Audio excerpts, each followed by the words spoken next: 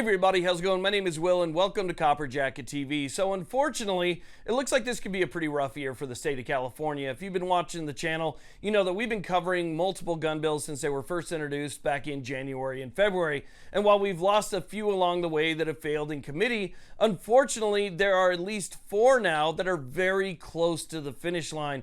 And these are pretty bad bills. And I'm not fear-mongering, I'm not trying to blow smoke up your ass. If you think it's bad now, these bills are going to make it significantly worse. Now, in order to keep this video from being about 2 hours long, we're just going to focus on the status and update you guys on one of them, one that I think is extremely important, and that's AB 1078. So pay attention to this one.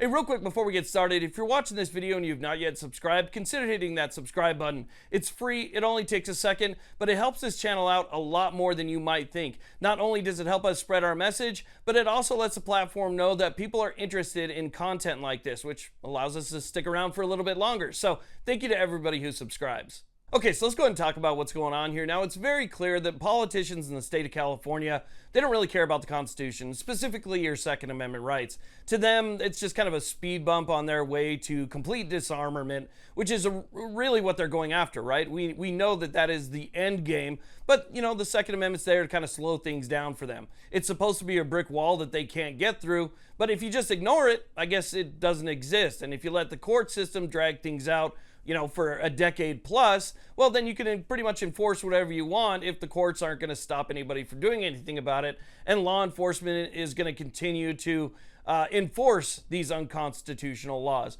Now, that's just kind of the way that things work in California. Well, sometimes we actually get a victory. Sometimes in the court system in California, we actually do get a win and the Second Amendment is upheld. And in one case, the Second Amendment was upheld. Well, unfortunately, it looks like that victory might be kind of short-lived, and that's because California politicians were not very happy that the courts barred enforcement of one of their absolute favorite laws. And while this case continues on up at the Ninth Circuit, and we could still end up losing in the end, California politicians want to make sure that they can still punish you and infringe on your rights in the meantime, and so they introduced AB 1078. Now, what does 1078 do? Well, if you live in the state of California, I'm sure you remember, it was not that long ago, you were stuck at 1 gun a month. That was pretty much all you could have. You couldn't even apply for another one within that 30-day period. Well, the court said that that was unconstitutional. California was not allowed to do that. They barred enforcement of that. And so 1078 changes that just a little bit to 3 a month.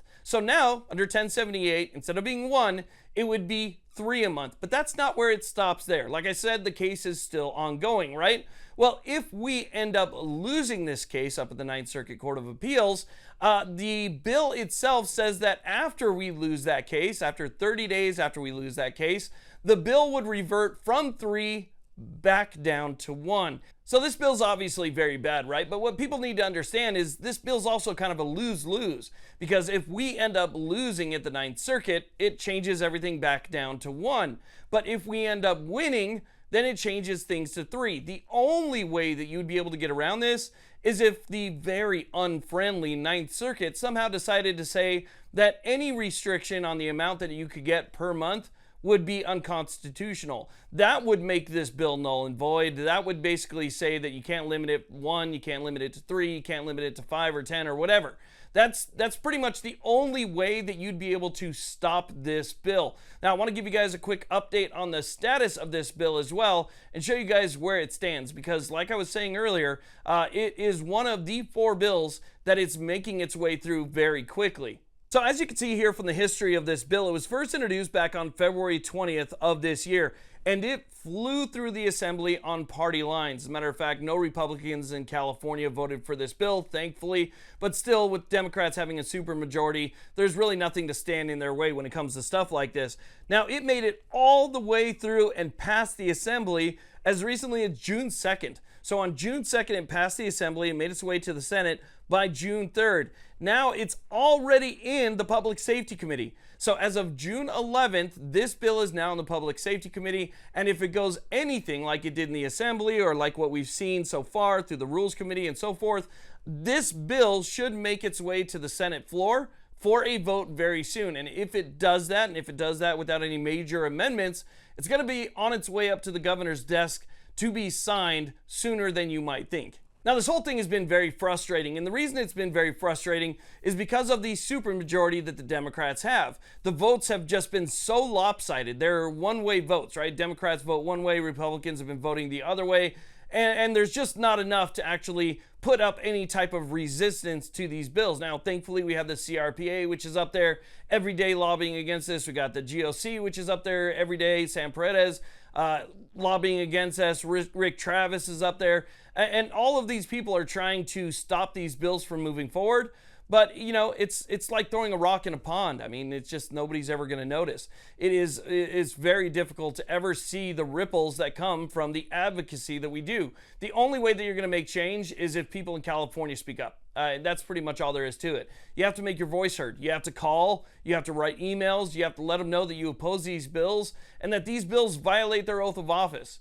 And I think the more people, if they spoke up, I mean, there's millions in California that don't support this. Millions of people that don't support this in California. And if those millions of people were to speak up, I think it would actually affect some change. But until that happens, it's going to be very difficult. Because again, on party lines, this stuff goes through with very little resistance whatsoever. And this one right here is very close to the final vote, very close to making it up to the governor's desk. And so I'm just trying to bring awareness to it so that if anybody does want to speak up, they can do so. And again, I just want to let you guys know about the status of this bill. I'm going to let you guys know about another one tomorrow that I think is extremely important as well. And the one we're talking about tomorrow could impose a $10,000 fine for, you know, a simple mistake. So anyway, I want to let you know about that. I want to thank you all very much for watching. I really do appreciate it. If you haven't done so already, consider hitting that subscribe button. And you guys have a great day.